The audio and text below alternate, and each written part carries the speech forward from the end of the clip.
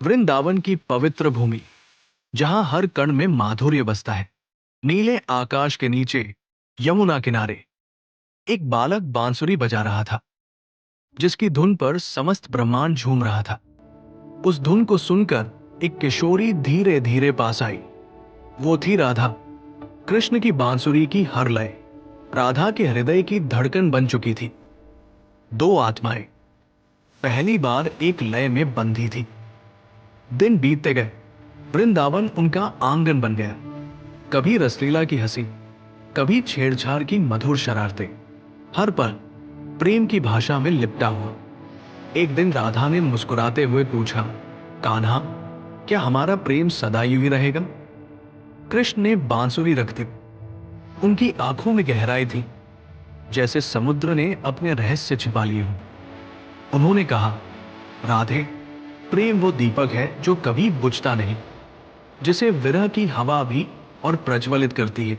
राधा चुप रही, पर आंखों में एक सवाल था। अगर तुम मथुरा जाओगे तो मेरा क्या होगा? कृष्ण मुस्कुराए।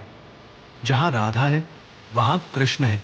प्रेम दूरी नहीं देखता, बस अनुभूति करता है। समय आया, मथुरा का संदेश। कृष्ण को कंस का अंत करने जाना था। वृंदावन की गलियां मौन हो गई। बांसुरी भी उस दिन कुछ देर के लिए शांत हो गई।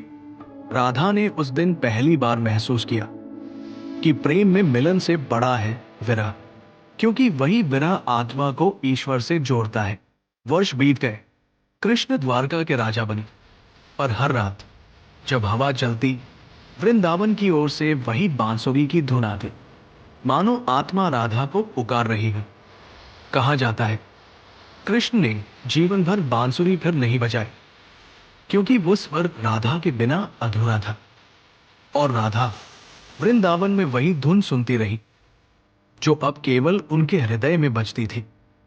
राधा और कृष्ण मिलकर भी जुदा, जुदा होकर भी एक।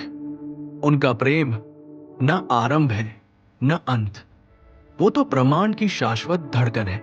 प्रेम जो अधूरा होकर भी अनंत हो गया, वही राधा कृष्ण है।